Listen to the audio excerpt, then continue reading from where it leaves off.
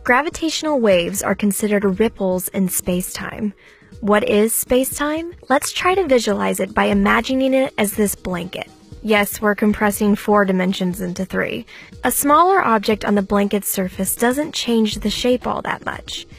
It will just roll straight across. But if you place a bigger object with more mass on the blanket's surface, it warps the overall shape much more significantly and affects other passing objects. This is basically how gravity works in our universe. Objects seem attracted to each other, but really they follow the curvatures of space-time created by the presence of other larger objects. Now let's switch things up a bit. Instead of a blanket, imagine space-time as a pool of water. If you move an object through the pool, it causes a ripple effect outward. A similar scenario happens when large masses move throughout the universe. They produce gravitational waves that warp space-time. Everyone basically agrees that gravitational waves exist, but nobody has been able to prove them. In fact, the movement of every object in the universe supposedly produces these waves, but they're usually way too weak to be observed. So to find them, the scientists at LIGO looked for the biggest ones out there. That means observing 2 super dense black holes merging far away. This huge explosive event generates enormous waves that can be picked up by LIGO's observatories. Each facility is shaped like a giant L.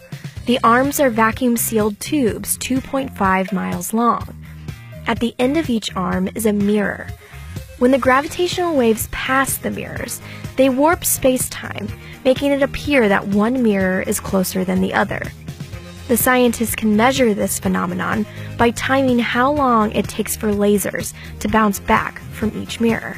The relative movement of these mirrors is incredibly slight. By the time the waves from the black holes make it to Earth, they only change LIGO's instruments by about 1/10,000th the size of a proton.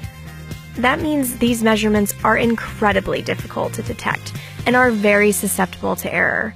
Plus, the science community has been burned before on gravitational waves.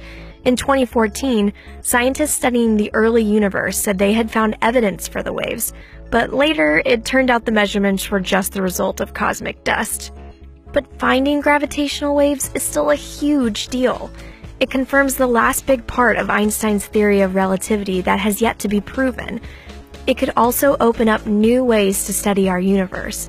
Before now, we haven't been able to see objects like black holes or neutron stars because they are way too faint. We could potentially use gravitational waves to study these objects more directly than ever before.